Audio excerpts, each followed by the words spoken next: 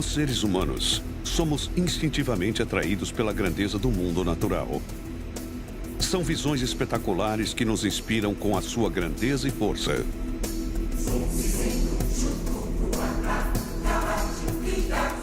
Em momentos como estes, é compreensível que tenhamos um sentimento genuíno de reverência. No entanto, as revelações mais impressionantes da natureza não são sempre definidas por pura força ou manifestação física. Muitas vezes, em cantos isolados do nosso planeta, muitas das maiores maravilhas da Terra se tornam o centro das atenções. Maravilhas de rara beleza e complexidade, criatividade e planejamento. Maravilhas refletidas nas asas brilhantes de um inseto pesando menos de 30 gramas.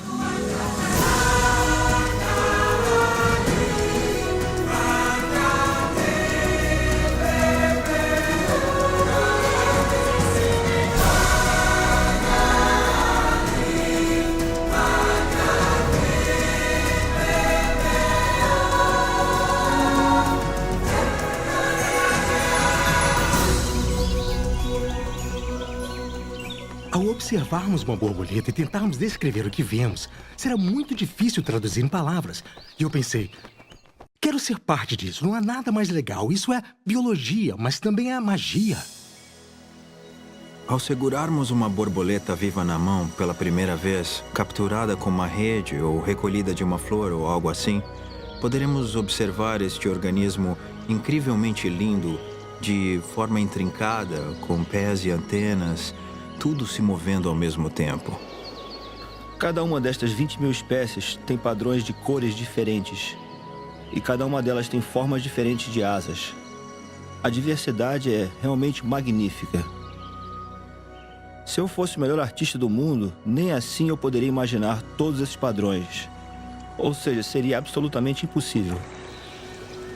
Se você abrir o trabalho de um lepidopterologista, um especialista em borboletas, em alguma parte do trabalho você vai encontrar uma observação espantosa. O fato de que ela passe por um estágio de lagarta e torne-se então uma misteriosa crisálida, da qual emerge esta criatura voadora, vem capturando a imaginação das pessoas desde a antiguidade.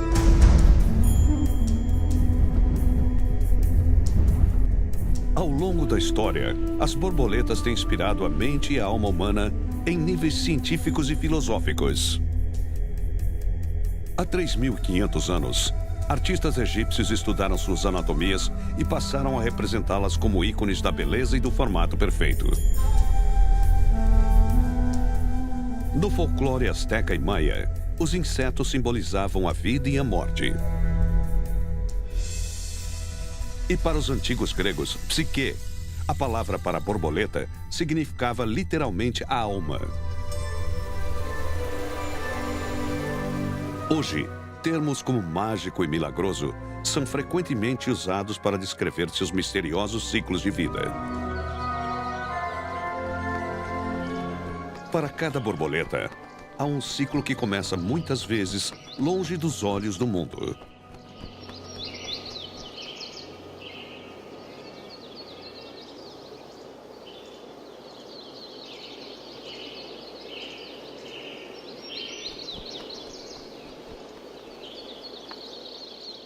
Dependendo de sua espécie, uma borboleta fêmea pode pôr centenas de ovos durante sua breve vida.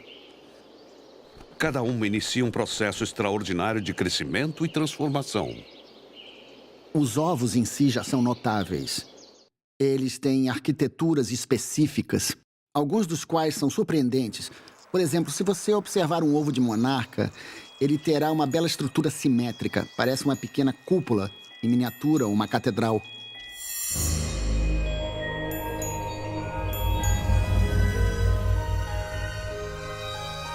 Variando do tamanho de uma cabeça de alfinete até a largura de uma unha do dedo de uma criança, cada ovo é preso a uma planta por um aderente secretado pela borboleta. Eles são revestidos com uma camada de cera que ajuda a mantê-los úmidos e viáveis. Cada ovo é depositado em uma determinada espécie de planta chamada de hospedeira. Estas plantas hospedeiras são a única fonte de alimento da prole de uma borboleta.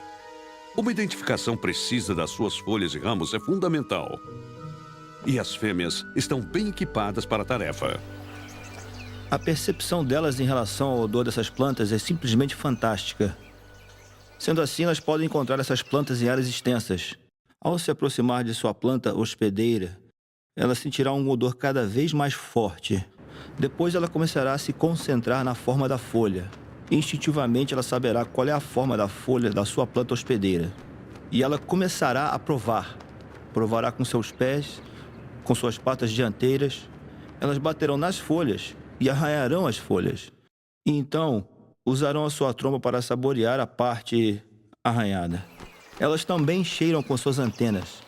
Elas têm as pernas, a tromba e suas antenas. Elas possuem todos esses mecanismos para certificar-se de que é a planta certa. Se for a planta errada, suas lagartas morrerão. As borboletas não cometem erros. É incrível. É realmente fantástico. É apenas mais uma das grandes maravilhas da natureza, observarmos como esta fêmea pode fazer tudo isso em tão grandes distâncias.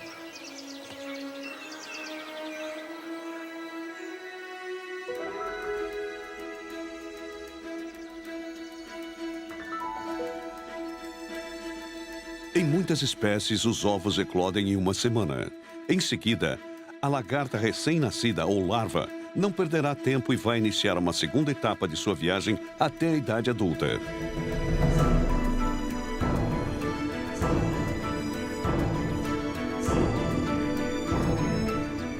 Nós as chamamos de máquinas de comer, pois o seu único objetivo na vida é comer e crescer, comer e crescer. Uma lagarta, com muita fome ao comer, fará um ruído audível. Lembra um pouco uma espiga de milho, porque ela morde diversas áreas até cobrir a totalidade. Ele só belisca, belisca, belisca, corta e mastiga, para armazenar as matérias-primas para a próxima fase da vida. Uma lagarta pode ganhar peso tão rapidamente que chega a comer o seu próprio peso em folhas e similares diariamente. Equipada com mandíbulas poderosas e um sistema digestivo que se estende por todo o comprimento de seu corpo, este estômago com pernas pode multiplicar o seu peso de nascença por mais de 3.000 vezes em menos de 2 semanas. Para demonstrar como é notável este aumento de peso, imagine que você teve um bebê humano de 3 quilos e ele multiplicou o seu próprio peso por 3.000 durante o seu crescimento. Teríamos uma criança de quase 11 toneladas. Que criança grande, não é mesmo?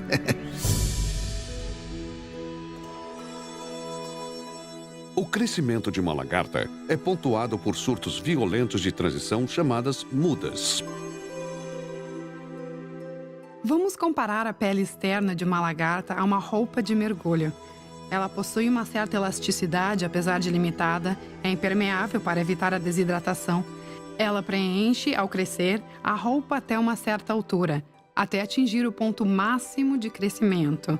Então, ela tem que produzir uma nova versão maior da roupa dentro do corpo. Uma muda começa quando uma lagarta gira e em seguida produz uma almofada de seda. Ela ancora o seu corpo firmemente com as pequenas farpas de suas pernas e divide a sua pele perto da cápsula que cobre a sua cabeça. Há sensores na cutícula, na pele da lagarta, que são detectores de tensão. Eles detectam a quantidade de pressão ou tensão sendo colocada sobre a pele. E quando ela se torna grande demais, eles enviam um sinal para o cérebro da lagarta, que então libera um hormônio que inicia a muda.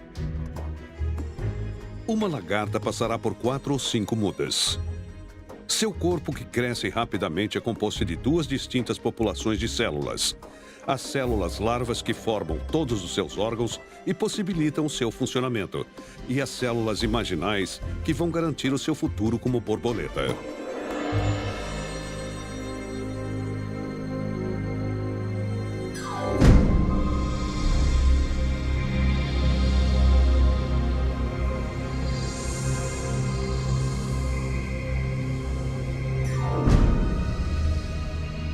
Nos estágios mais avançados da lagarta, poderemos começar a observar os chamados discos imaginais.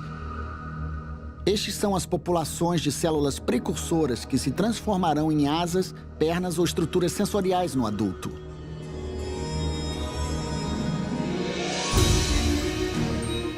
A maioria das partes desses agrupamentos de células imaginais desenvolvem-se aos pares e serão posicionados ao longo do corpo da lagarta em locais que correspondem aos órgãos que futuramente ajudarão a formar o adulto.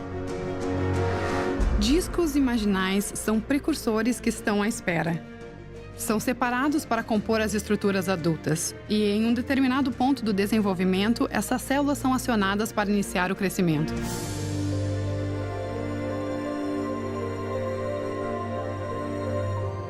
Com a aproximação do final do ciclo larval, a lagarta para de comer, se instala em um local isolado e gera outra almofada de seda.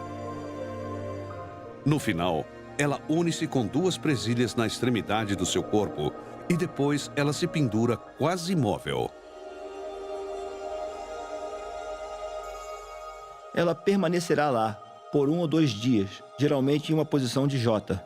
Vários tipos de reações químicas ocorrerão dentro da lagarta. Ela mudará de cor e não teremos nenhuma pista sobre o que está dentro dela, até que, de repente, os líquidos serão bombeados para que a pele comece a se dividir.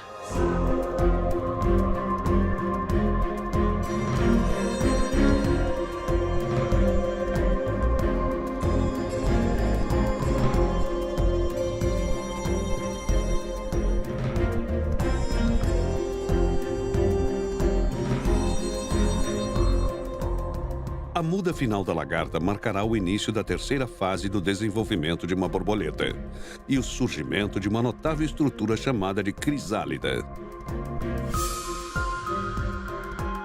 À medida que a pele velha é eliminada, o músculo cremaster, uma extensão fina na parte superior da crisálida, completa o seu posicionamento para captar permanentemente a almofada de seda. Com um microscópio eletrônico de varredura, o músculo cremaster é ampliado mais de 500 vezes. A lagarta tem ganchos microscópicos sobre o músculo cremaster, que ela prende na almofada de seda e o coloca na parte inferior da folha ou galho. E começa a girar. A lagarta gira constantemente até conseguir livrar-se da sua pele antiga.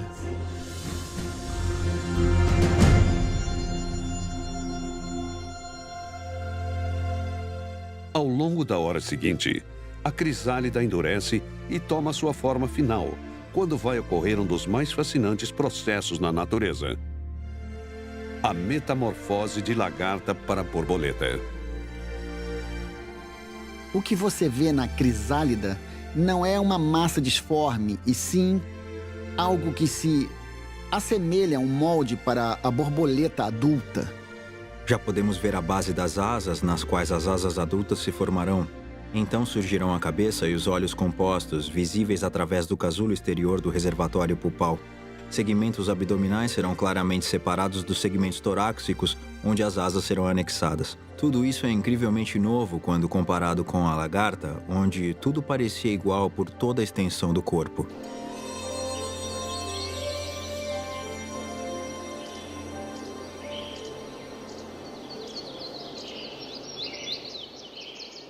Essa transição de um ser de terra firme, um artrópode herbívoro, com visão e mobilidade limitadas, em um belo inseto alado que se alimenta de néctar, navega com sentidos excepcionais e é capaz de voar 80 km por dia, é realmente uma maravilha do mundo natural.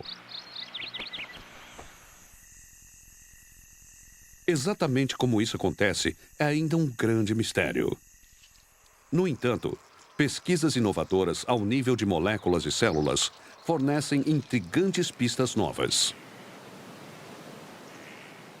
Há uma certa continuidade dos tecidos da lagarta à borboleta adulta, mas a maioria dos que existiam na lagarta irão desaparecer e se transformar em novas estruturas sem qualquer analogia à lagarta. Por exemplo, não há nada semelhante ao olho composto da borboleta adulta com o da lagarta. Não há nada semelhante à tromba, ou mesmo as pernas longas e articuladas da borboleta com as da lagarta. Essas são estruturas completamente novas que serão construídas. Em um inseto metamórfico, você encontrará 2 planos de corpo. Primeiramente, haverá a formação de um plano de corpo funcional e depois uma mudança radical de direção e a formação de um novo plano de corpo. Fico impressionada com todo esse desenvolvimento, do ovo à lagarta, porque o processo é muito intrincado. Mas quando chega a fase da crisálida, tudo tem que funcionar novamente, num processo ainda mais complicado.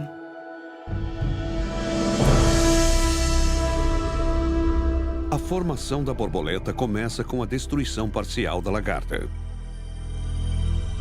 Dentro da crisálida, células de larva que formaram os membros e órgãos da lagarta são sistematicamente digeridas e processadas.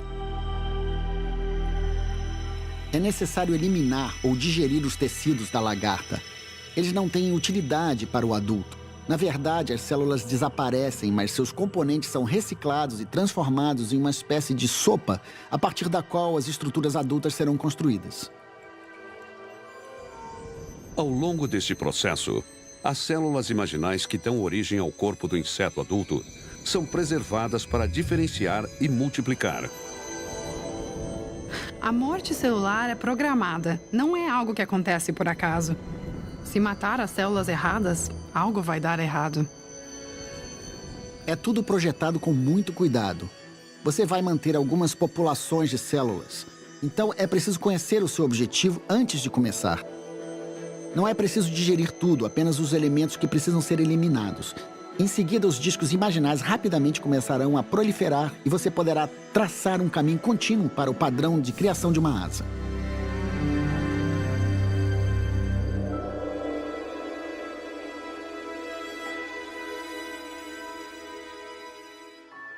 Este drama temporal de morte e de renovação é realizado no isolamento da crisálida sem plateia ou aplausos. Durante as últimas 2 décadas, os cientistas têm trabalhado arduamente para descortinar esse processo.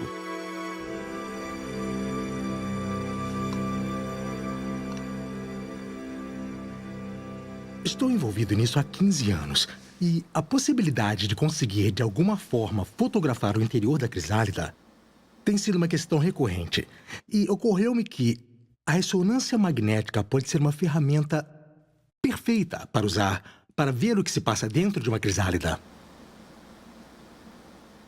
O desafio de documentar visualmente o desenvolvimento de uma borboleta levou o biólogo Richard Stringer até a Universidade Duke no Centro de Microscopia in Vivo.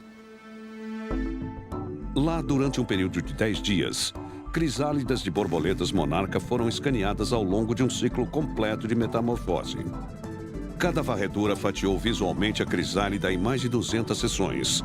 No primeiro dia, após 8 horas, Stringer observou alterações significativas. Apesar de ser apenas o início do desenvolvimento da crisálida, já podíamos observar os elementos que iriam fazer parte da borboleta, incluindo a cabeça, o cérebro, os músculos das pernas, asas e antenas. Quanto maior o tempo de varredura, mais detalhes.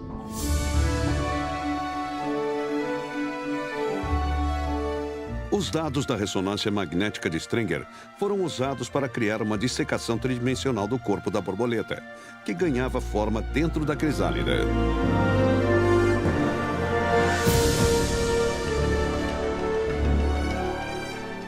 No primeiro dia, o enorme aparelho digestivo da lagarta ainda mantém boa parte do tamanho original.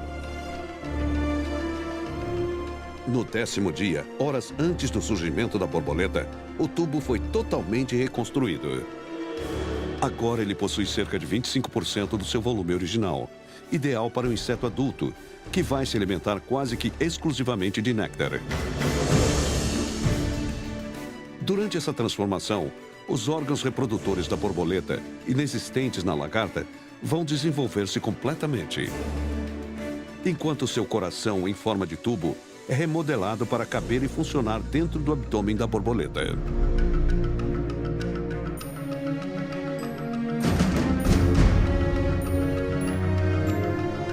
Na parte frontal da crisálida, alterações anatômicas intensas continuam. Os olhos simples da lagarta, capazes de discernir apenas escuridão e luz, são substituídos por grandes e complexos órgãos de visão.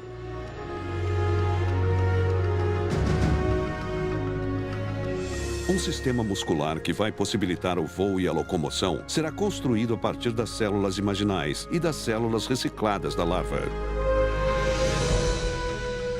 As 6 patas da borboleta, 2 antenas e o tubo de alimentação serão formados individualmente, enquanto firmemente compactados numa massa contida pelas paredes da crisálida.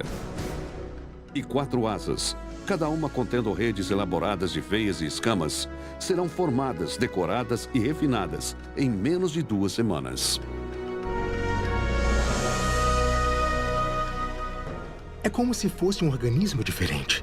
E à medida que a semana passa, transições precisam ter lugar no coração, assim como nas antenas. Nos órgãos reprodutivos, você terá uma grande orquestra lá dentro. Você terá uma grande orquestra e você terá um maestro, uma força de condução, que será responsável por tudo. Posso dizer sem sombra de dúvida que é a coisa mais incrível que eu já vi.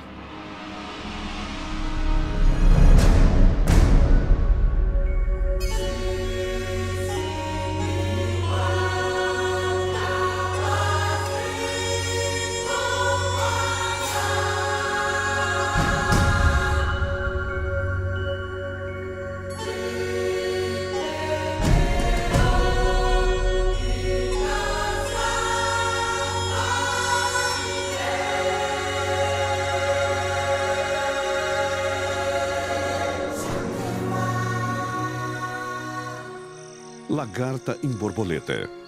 A transformação para uma forma totalmente nova de vida está quase completa.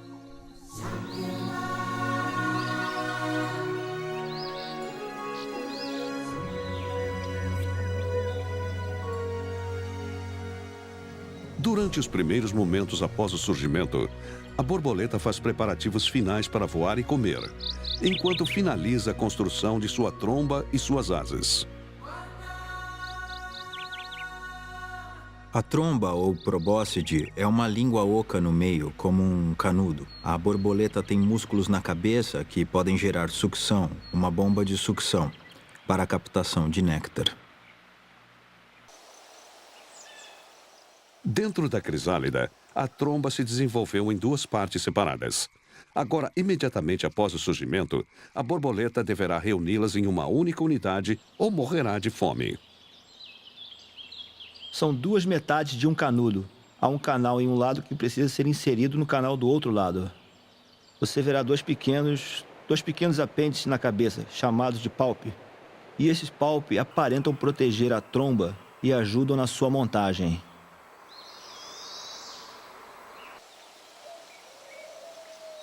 À medida que a borboleta costura a tromba, suas asas também adquirem a sua estrutura final. Quando a borboleta sai da crisálida, as asas são como veludo. Elas são macias, maleáveis, com veias. As asas são cheias de veias. A borboleta utiliza os seus músculos abdominais e bombeia o fluido hemolinfa nas veias para as asas, que assim rapidamente se expandem até o seu tamanho e formas finais. Cada uma das 4 asas da borboleta é coberta com milhares de escamas microscópicas que estão posicionadas como telhas em um telhado. Essas escamas são organizadas não só para a eficiência aerodinâmica e lindos desenhos, mas também agem como painéis solares, coletando calor para aquecer os músculos de voo do inseto de sangue frio.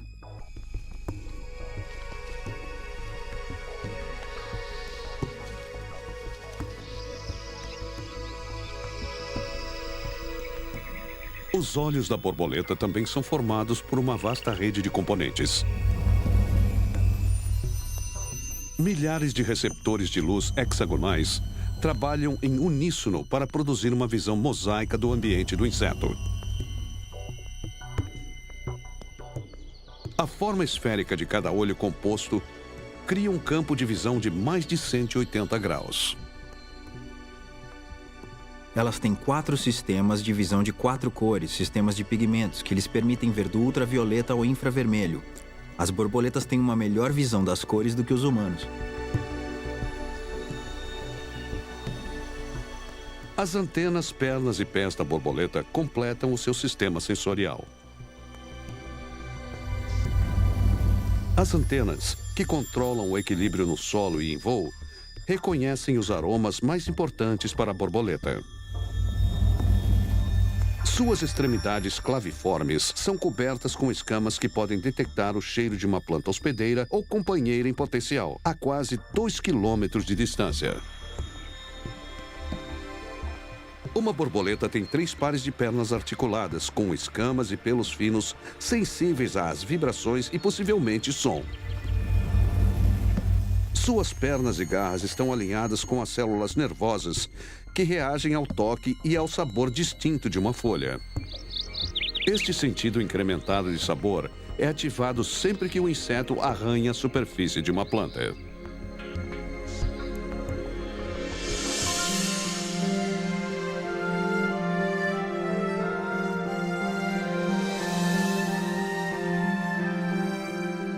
Alguns dos melhores biólogos e químicos do mundo estão estudando o processo de metamorfose em vários e novos níveis, promovendo a integração dos avanços e das técnicas oriundas da biologia molecular com os sistemas modernos de imagens de ressonância. No caso das borboletas, é como uma bela peça de arte. Você pode apreciá-las no nível técnico e em termos do que é necessário para obter o pigmento sobre a tela e assim por diante.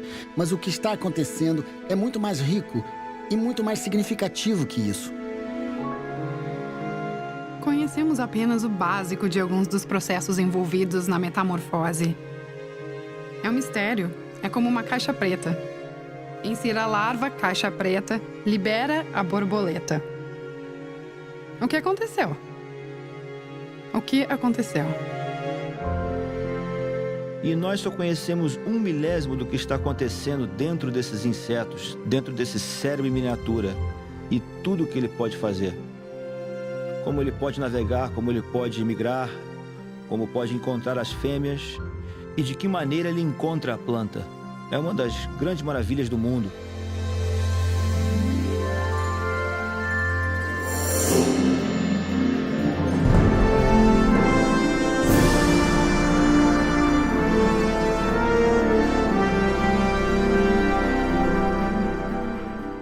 À medida que a ciência se aprofunda nos ciclos de vida das 20.000 espécies de borboletas conhecidas, uma história se destaca de todas as outras.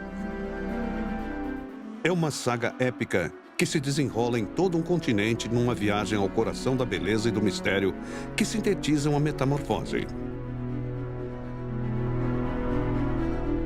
Por mais de 30 anos, pesquisadores de todo o mundo, incluindo o biólogo Thomas Hemmel, viajaram para uma floresta isolada para estudar um fenômeno sem paralelo na natureza: a migração da borboleta monarca para o México. Eu tenho ido todos os anos desde 1981 e em alguns anos eu fiz uma série de viagens, 2, 3 ou 4 viagens por ano. Eis uma espécie de borboleta que faz algo verdadeiramente espetacular. Imagine 300 milhões de monarcas em um só lugar. Elas voaram 4.000, 5.000 quilômetros para chegar até estas 12 pequenas áreas que ainda existem na faixa transvulcânica do centro-sul do México.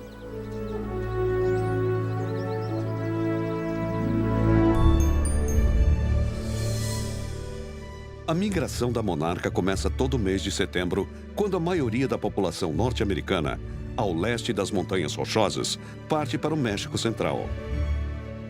Essa viagem pode se estender por mais de 4.000 quilômetros e é fundamental por 2 razões.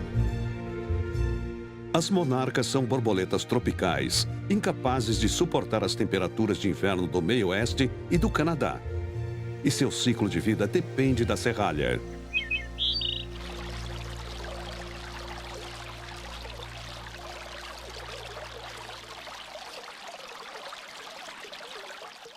Mais de 100 espécies de serralha crescem nos Estados Unidos durante a primavera e o verão. É a única planta que uma monarca fêmea irá selecionar para hospedar seus ovos.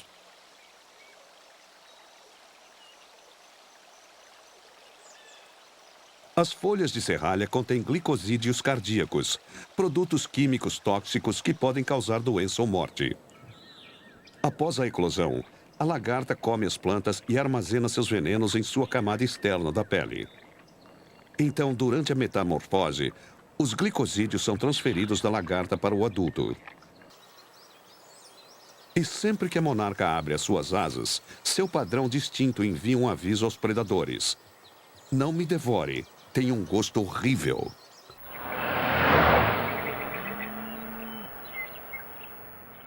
Assim como a monarca, a serralha não consegue sobreviver ao rigoroso inverno norte-americano e no final de agosto vira semente. E, nesse momento, a monarca interrompe toda a atividade reprodutiva. Se for fêmea, não haverá mais ovos. Se for um macho, não haverá mais espermatozoide. Elas ainda se alimentam, são ativas, mas não demonstram nenhum interesse em sexo ou reprodução. Sem a serralha para seus ovos até a primavera, as monarcas dedicam-se inteiramente à preparação de um voo transcontinental. Passam as semanas finais de verão alimentando-se de néctar, armazenando reservas de carboidratos e gorduras, o combustível para sua viagem.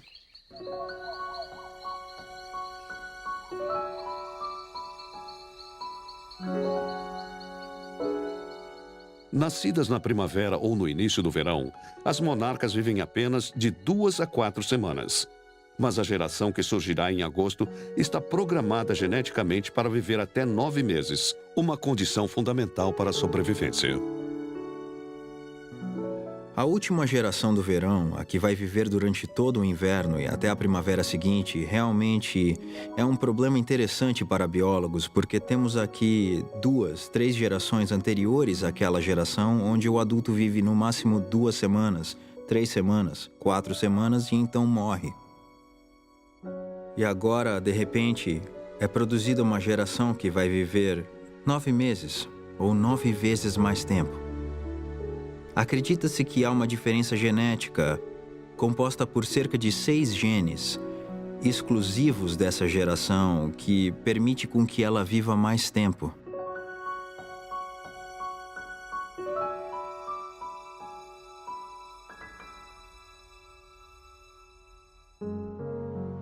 Muitas vezes chamada de geração Matusalém, sua longevidade permitirá que as borboletas que voam para o sul durante 8 semanas suportem 4 meses de inverno e, em seguida, iniciem a viagem de regresso ao norte para estabelecer uma nova geração de monarcas na primavera.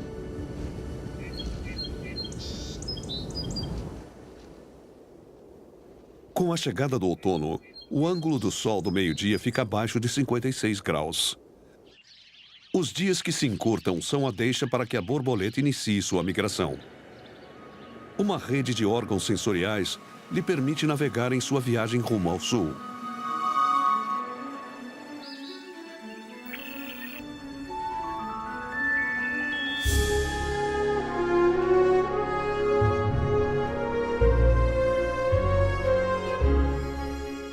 A questão é, como a borboleta sabe que rumo tomar? Estamos observando várias coisas. A borboleta é capaz de detectar o comprimento do dia através de pequenos órgãos em suas antenas.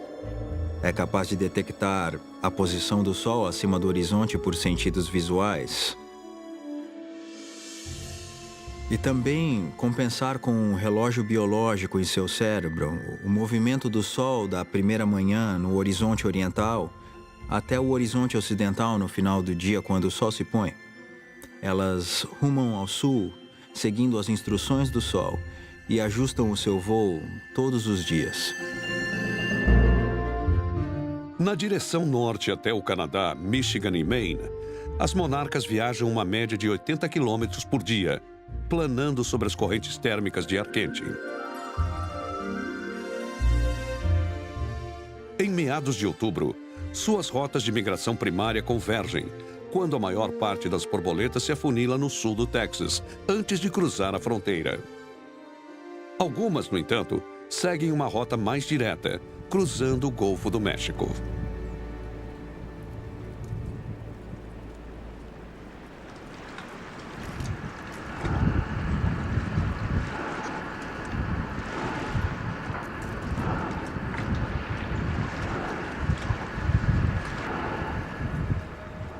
No final de outubro, nas noites após a passagem de uma frente fria, as monarcas pousam sobre as plataformas de gás e petróleo ao longo do Golfo.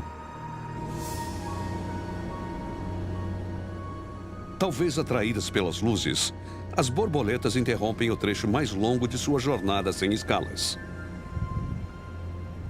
Aqui, entre os tubos, cordas e maquinaria pesada, elas descansam durante a noite.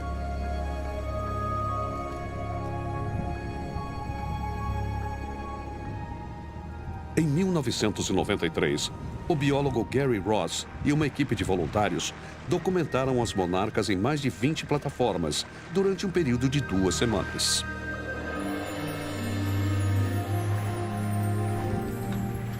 Ao amanhecer, as borboletas aquecem seus músculos de voo, calculando sua localização pela posição do Sol e então retomam a sua viagem.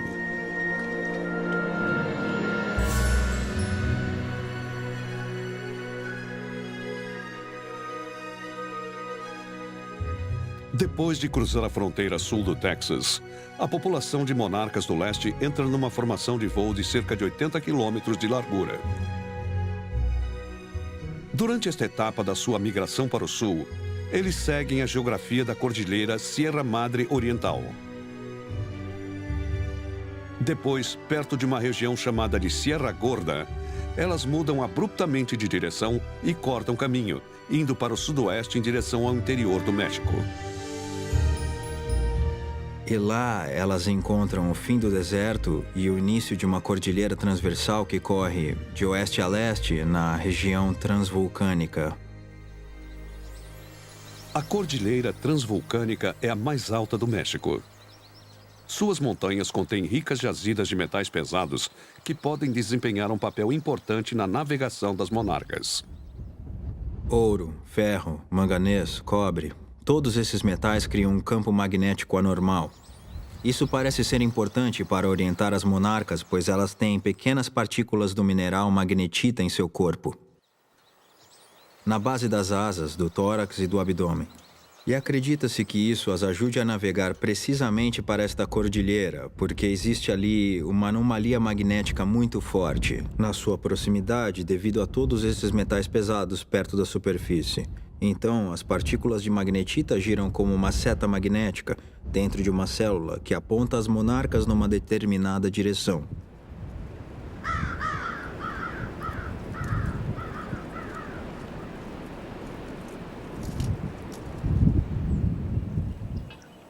Até o final do século XX, as únicas pessoas que observavam a chegada das borboletas no México foram os agricultores e mineiros que viviam e trabalhavam nestas montanhas vulcânicas. Então, em 2 de janeiro de 1975, em uma floresta a 110 quilômetros a oeste da cidade do México, uma descoberta espetacular abriu a porta para o resto do mundo.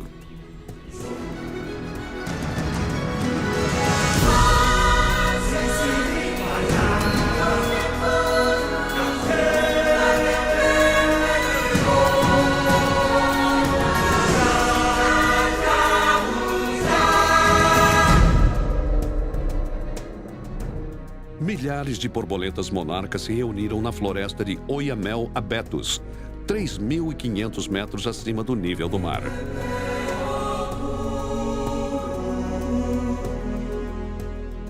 Frederick Urquhart, um biólogo canadense que dedicou sua carreira à pesquisa desta colônia, descreveu-a como um lugar glorioso, incrível, onde borboletas giravam pelo ar como folhas no outono, brilhando com montanhas ao fundo, enchendo nossos olhos numa nevasca laranja e negra. A ciência agora vislumbra a verdadeira magnitude da migração da monarca oriental. Uma das coisas realmente notáveis sobre essa migração é que todas essas indivíduas nunca tinham feito essa viagem antes. Foram seus avós ou bisavós 2, 3 ou 4 gerações atrás. Não havia nenhum líder que conhecesse a viagem. Ao contrário dos Grows americanos ou Grows canadenses, não há nenhum adulto mais velho e experiente para assumir a liderança e mostrar-lhes onde ir, onde parar durante a noite. No entanto, elas terminam na mesma área, nas mesmas árvores, na mesma montanha que seus pais ou avós deixaram no ano anterior.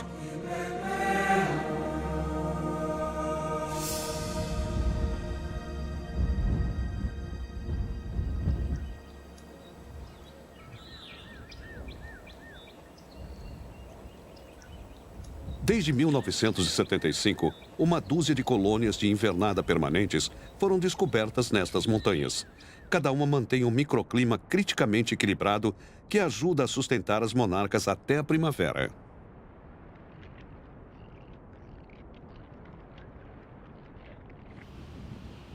As temperaturas médias nas colônias variam de 2 a 15 graus centígrados. Quentes o suficiente para proteger os insetos do congelamento e frias o suficiente para minimizar seus gastos de energia.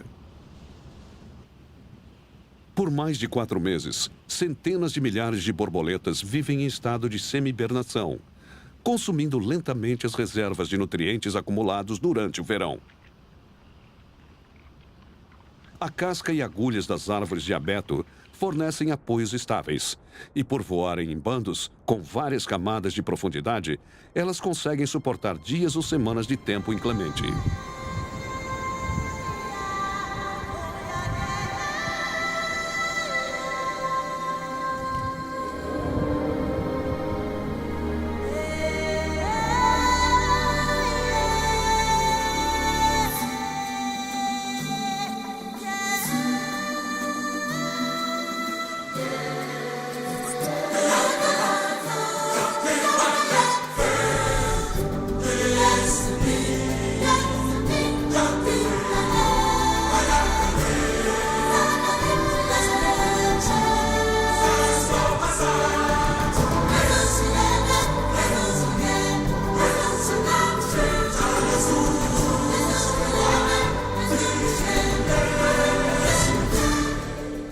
Com a chegada da primavera, os insetos se preparam para deixar os locais de inverno.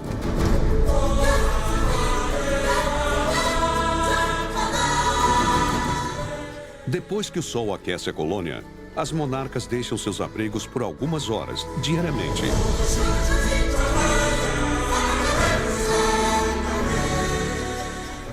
Elas viajam distâncias curtas em busca de néctar e água, que irão nutri-las durante sua viagem para o norte.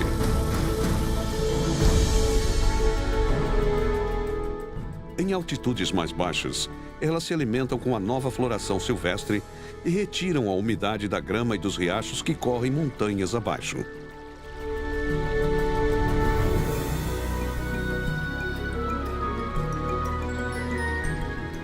Os dias mais longos também geram uma mudança na biologia da monarca.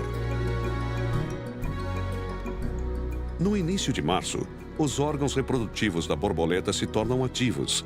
Os machos produzem espermatozoides e as fêmeas ovos.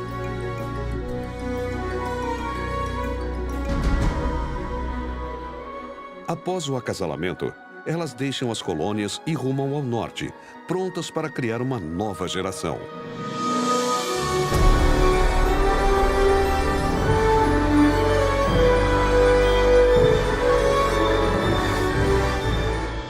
A partida da monarca do México coincide com o surgimento de uma nova safra de serralha no sul do Texas.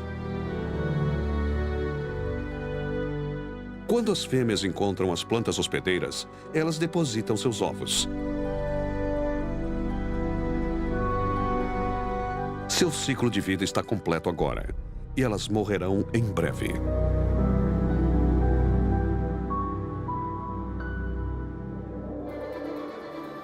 Durante a primavera e o verão, sucessivas gerações de monarcas, cada uma vivendo cerca de 4 semanas, seguem a serralha que cresce progressivamente em todo o centro-oeste e no sul do Canadá. Então, no final de agosto, perto de uma fazenda de laticínios em Minnesota ou um lago em Ontário, as borboletas de uma nova geração Matusalém emergem, prontas para mais uma vez empreender a grande migração.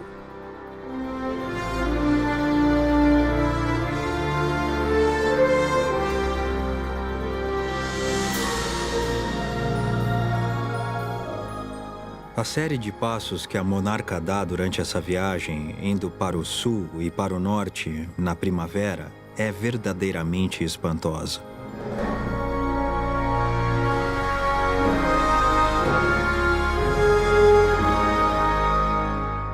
É um inseto movendo-se aos bilhões entre 3 países. Imaginar um pequeno cérebro do tamanho do cérebro da monarca, sendo capaz de carregar todas as informações necessárias para fazer essa viagem de 4.000 quilômetros, orientando-se diariamente pelo movimento e o pôr do sol. Se aproximando do local de invernada no México e, de alguma forma, retornando à mesma montanha visitada por seus avós. Mas esse cérebro minúsculo processa tudo isso. É um mistério maravilhoso que vai atrair a atenção dos cientistas por muitas décadas ou séculos vindouros. E só estamos começando a entender como isso é milagroso.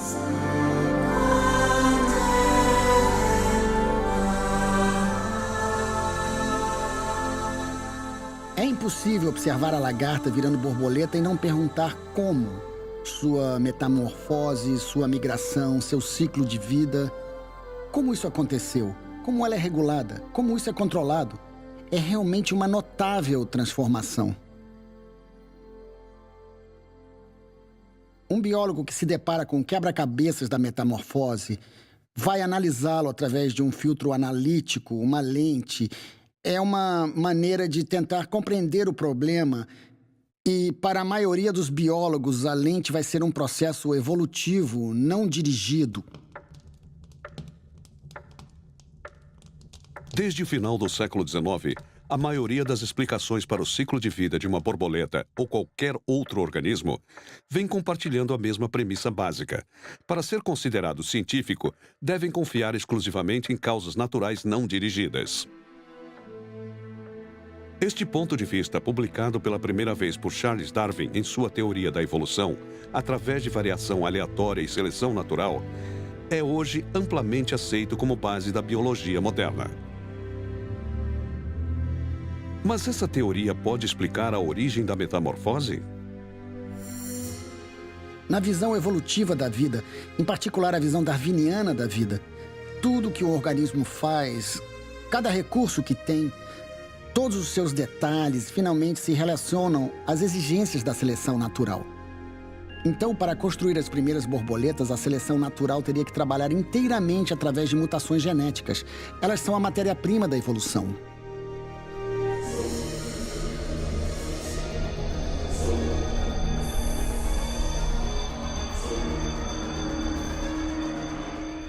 Uma mutação é um erro no DNA de um organismo vivo. Uma alteração do código genético. A teoria da seleção natural afirma que o acúmulo de mutações ao longo de enormes períodos de tempo alimentou a evolução de toda a vida complexa da Terra. De um modo geral, as mutações são erros. É uma mudança no DNA e essas mutações acontecem de forma aleatória, não são guiadas ou direcionadas para acontecer na ordem certa, na sequência certa, no tempo certo. Não há nenhuma previsão envolvida neste processo, nenhuma visão do que o próprio organismo vai precisar no futuro. Há um problema nisso, especialmente quando você considera a única parte mais importante da metamorfose, a crisálida.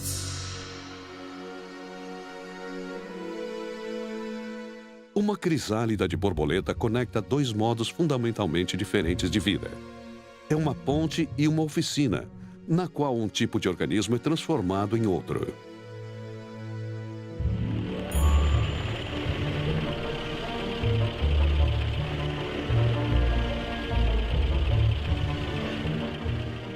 A magnitude desta transformação tem sido comparada a um Ford modelo T, que de repente faz de uma garagem o seu casulo.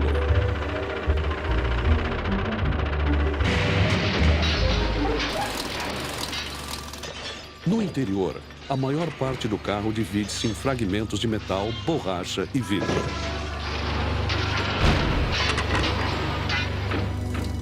Estas peças, então, se reorganizam em componentes mais complexos do que qualquer um existente anteriormente no modelo T.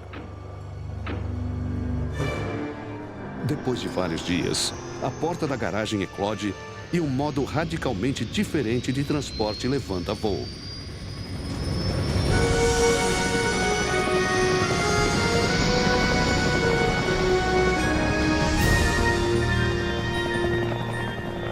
Uma analogia como essa é pura hipótese. Mas mesmo que de alguma forma isso fosse possível, eu não acho que transformar um carro em um helicóptero chegaria aos pés da transformação real que ocorre dentro de uma crisálida.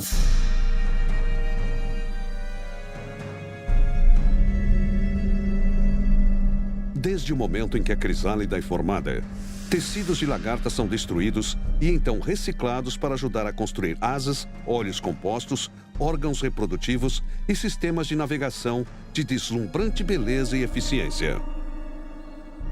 No entanto, apesar da importância da morte celular na crisálida, a origem do processo desafia a lógica básica da seleção natural.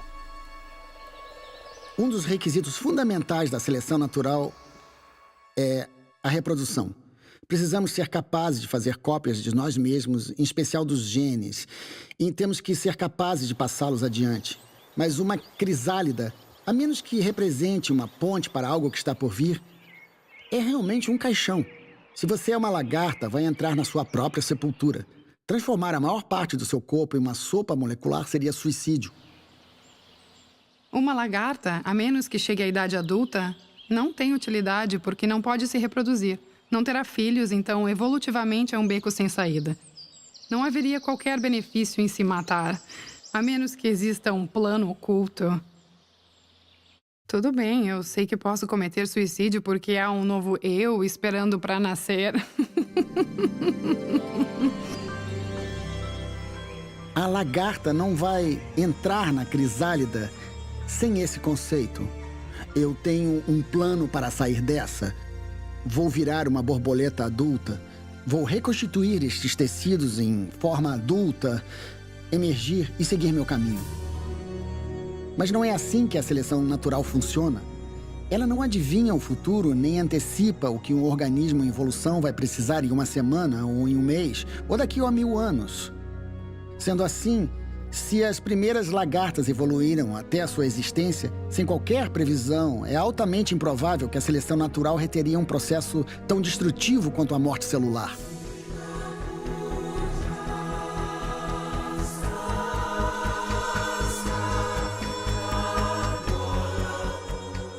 Esta ausência de previsão não é o único desafio à teoria darwiniana.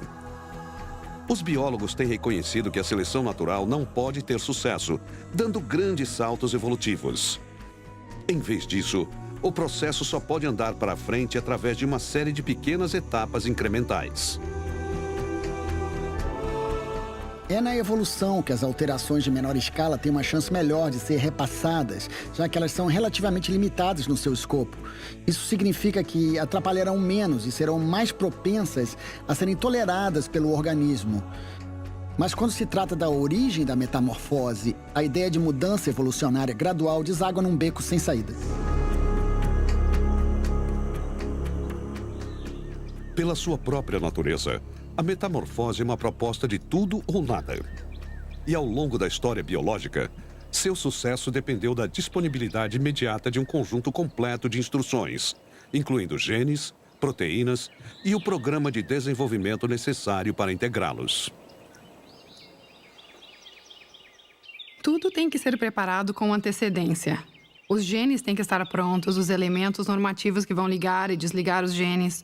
Todas as células têm que ser pré-programadas para fazer o que devem fazer quando chegar a hora, para responderem aos sinais que vão receber da forma correta. As células das larvas têm que saber que vão morrer. Temos que lembrar que a lagarta não pensa nessas coisas. Ela não diz, está na hora de dissolver minha epiderme e... agora que tal esse intestino? Chegou a hora de construir o estômago. Não, tem que acontecer rapidamente e de forma muito coordenada. Uma vez comprometida com a fase de crisálida, não haverá volta. É imperativo completar a transição.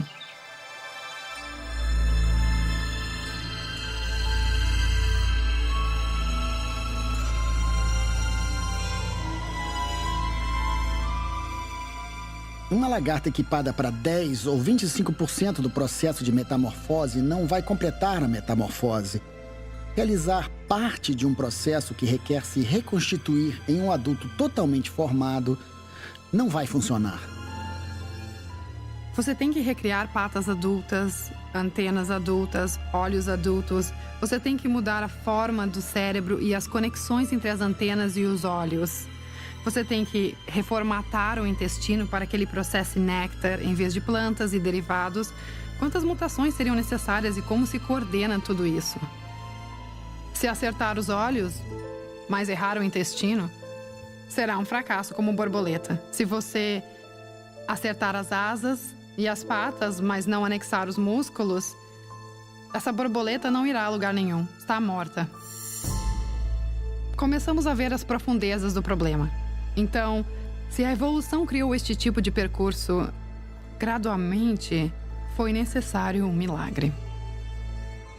A metamorfose, se ela veio existir fruto de um processo sem direção, precisaria de uma sequência ininterrupta. A seleção natural, por definição, não poderia gerar esse tipo de processo.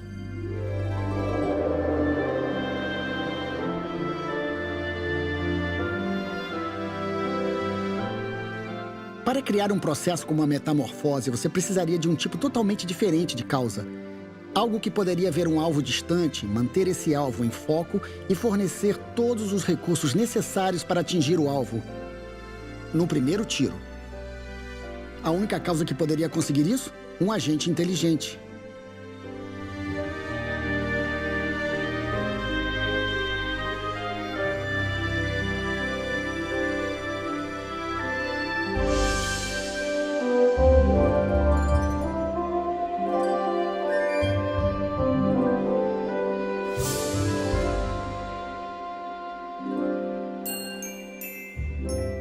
De uma perspectiva filosófica, a sugestão do desenho inteligente como explicação para a origem e o desenvolvimento da vida contradiz os princípios de muitos biólogos.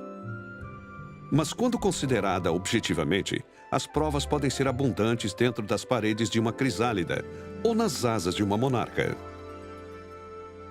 A metamorfose não apenas desafia a visão darwinista da vida, mas, na verdade, ela aponta de forma positiva em direção à verdade do desenho inteligente.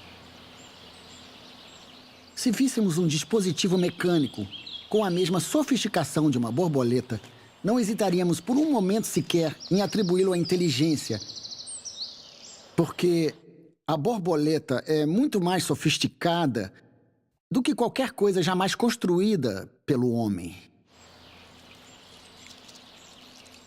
Planejamento, antevisão, visão artística, engenharia. Em nossa experiência, normalmente, ao vermos esses requisitos atendidos, ao vermos esses indicadores, percebemos isso como evidência positiva de criação inteligente.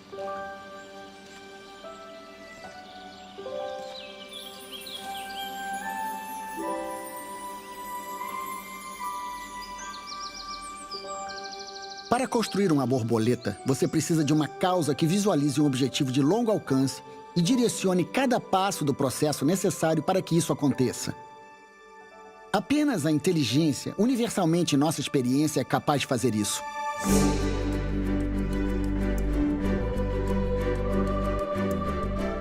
Seria necessária também uma causa que reutilizasse partes de componentes de nível inferior para construir um sistema diferente de nível superior. Nas borboletas, os mesmos genes e proteínas que criam uma lagarta serão reutilizados para gerar um inseto voador adulto. Como disse a geneticista Barbara McClintock, vencedora do Prêmio Nobel, é surpreendente que dois organismos brilhantemente concebidos compartilhem um único genoma. Para construir uma borboleta, você tem que ser capaz de montar uma rede de estruturas subelaboradas, como asas, sistemas de navegação, tromba, e então integrar todos os sistemas em um organismo muito complexo. E você precisa de uma causa com visão artística para cor, padrão e forma. Um sentido de beleza estética que se estende muito além de fins utilitários, como camuflagem ou reconhecimento de espécie. É possível que certos aspectos de beleza nas borboletas existam não por uma questão de reprodução ou sobrevivência, mas para a nossa apreciação.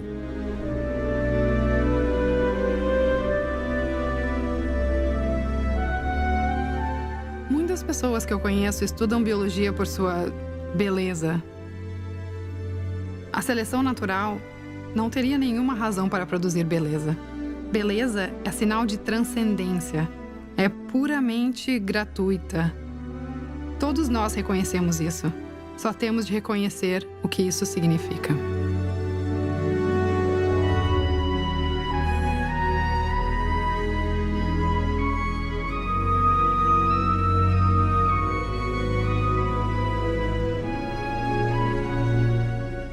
Como seres humanos, temos um dom único que nos permite avaliar provas e então chegar a conclusões lógicas. Isso é o que define a ciência. Quando você vê alguns efeitos na natureza, é a sua responsabilidade de detetive descobrir a causa que vai explicar o efeito.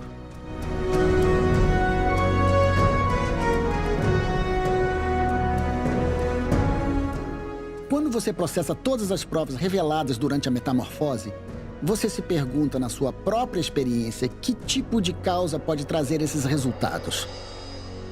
Acho que a única resposta razoável é uma inteligência que transcenda o mundo natural.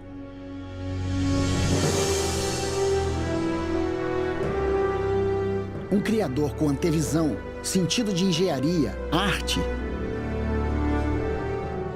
e a capacidade de iluminar o céu numa tarde de verão, com provas magníficas de que a vida na Terra é o produto de algo maior do que um processo cego e sem direção.